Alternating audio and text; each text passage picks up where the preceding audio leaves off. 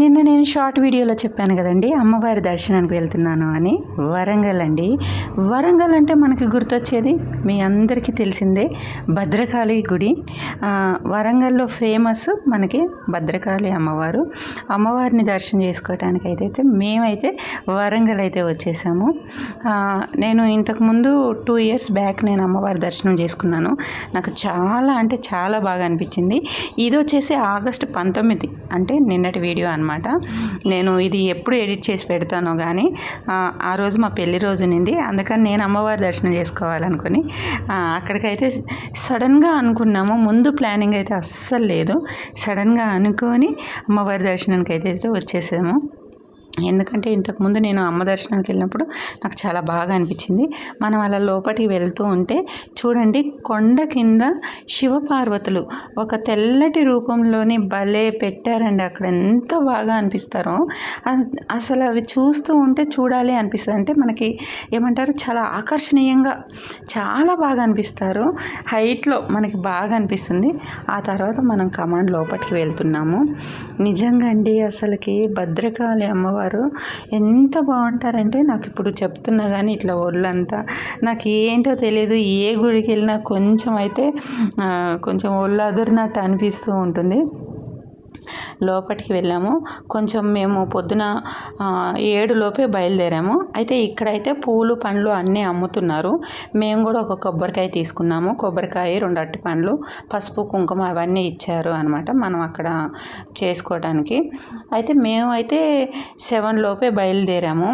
7 లోపు బయలుదేరితే అమ్మవారి దగ్గరికి వచ్చే వరకు మాకు 10:30, 11 అయ్యిందనమాట. తర్వాత గోశాల ఉంది. గోశాల దగ్గర కొంచెం మనకి కృష్ణుడిని పెట్టారు.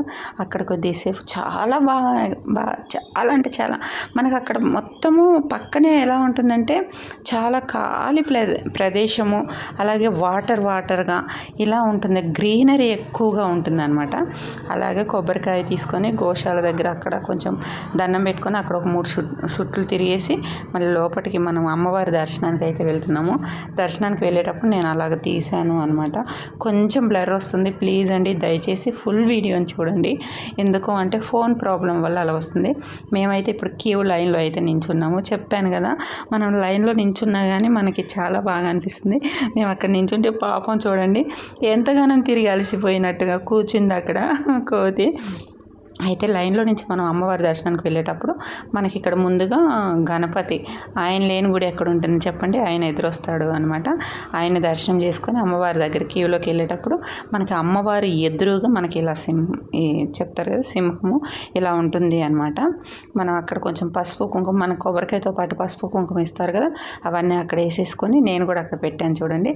అయితే అక్కడ కొంచెం వీడియో మిస్ అయిపోయింది, సరిగ్గా తీయలేకపోయాడు అనమాట.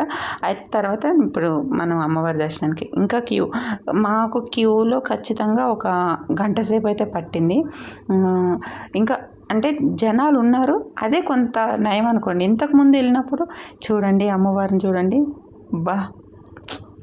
అసలు ఎంత బాగుందో చూడండి అమ్మవారి దర్శనం. నిజంగా అసలుకి చాలా అంటే వరంగల్ అమ్మవారి ఫేమస్ ఏంటి అయ్యా అంటే, అమ్మవారిని అభిషేకం చేసేటప్పుడు కళ్ళు మూస్తూ కళ్ళు తెరుస్తూ ఉంటుందంట. అదేను బయటికి అమ్మవారి దర్శనం అయినాక బయటకు వస్తే ఇక్కడ మనకి అమ్మవారికి బియ్యం పోస్తూ ఉంటారు అనమాట.